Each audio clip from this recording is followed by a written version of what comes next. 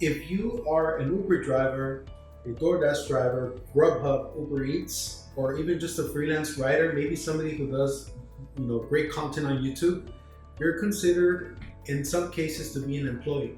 So as of January the 1st of this year, 2020, we had a major change in California. This is only for California residents. If you're not in California, if you're in Arizona, if you're in Washington, New York, just you can disregard it.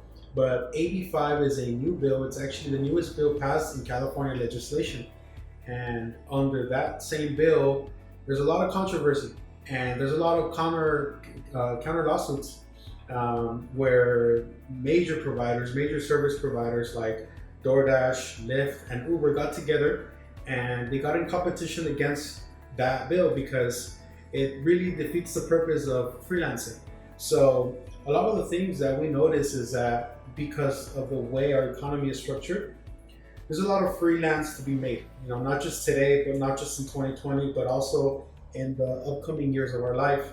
So I personally believe that, what they did is not at the best interest of the freelance community or anybody that forms part of the gig economy. So we don't necessarily support it, but nonetheless, we have to know about it. And that's why we're here to talk about it and for us to be aware.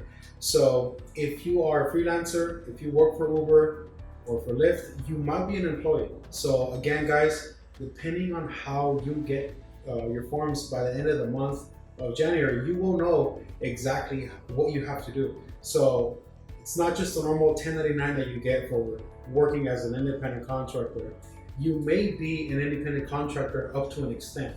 So at the end of the month, you will have two forms coming in. One may be the most common one, which is a Form 1099, which stipulates that you're an independent contractor and that you're entitled to self-employment tax. So that's federal and state. Now, for some of you, depending on how much money you made, you're going to be getting a form that's a little bit different. It's Form 1099K. So that serves as a different purpose. It does not necessarily mean that you are fully classified as an independent contractor under federal purposes, right? For state purposes, you're still considered an employee. So you're going to see a lot of changes happen if you decide to Uber, to Lyft, or do any of the freelancing that you do and that you're probably good at between now and the following years. So it's very important that you know your classification if you're an employee versus being a contractor or just a service provider that does one or the other. So it's important to know the difference between Form 1099 and Form 1099K. There's income limitations. I'll be providing more information on the description below, and we'll have a second article about that. But it's so important that you know that just because you're doing a great job at what you're doing, you have the freedom to do. Unfortunately, California is a little bit aggressive with the regulation. So some of you may agree, some of you may disagree depending on your position. But nonetheless, you see our opinion, we don't support it, but we have to know about it. So AB5 is something that you might want to research. Also, more importantly, is knowing what you're going to be when it comes to taxes.